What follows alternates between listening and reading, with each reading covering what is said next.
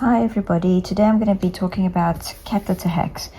If you've run out of cat litter and you don't have access to sand, here is a solution that I found closely linked to things I saw on YouTube.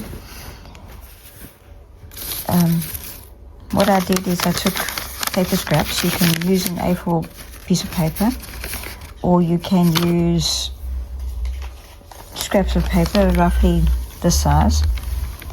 I've used narrow sheets of paper, but the key when you're making these cat litter for the cats is they need to be rolled up. I've tried and tested just cutting it into squares. It doesn't actually work because when the cats use it, they just scrape it up and they sort of hop out. They don't really understand what's going on with it. But when it's rolled up like this, they can cover more naturally and they find it very easy to use. Many of the YouTube videos that I actually watched said you have to transition them from cat litter to or sand to this type of material, but I didn't find that. All four of the cats transitioned immediately.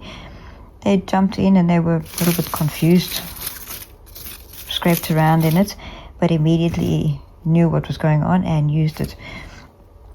And having it in these little circles made all the difference.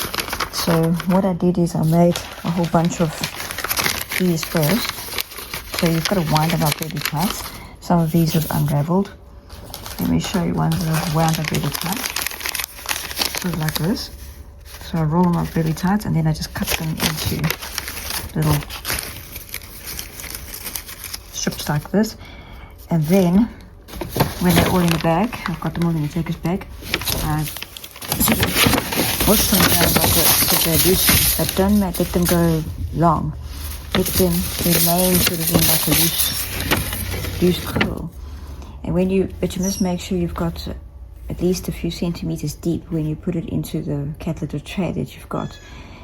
So you should have a fairly deep cat litter tray and you dump them all in. The only thing is, if you have one or more cats, even if you have one cat that is a little bit elderly, you need to change this every single day or maybe even twice a day. So that is a good solution. Give it a try. Tell me what you think.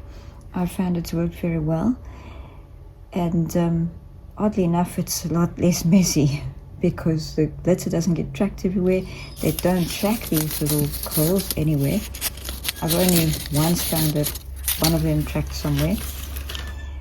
They cover effectively, and it's been, apart from the work of keeping up with cutting all of these, which has been a bit of a mission, oddly enough, you can throw in little squares of cardboard because it makes up the volume, but don't throw in too many because it'll cause it to sort of deflate or go down, and it won't bulk it up like these do.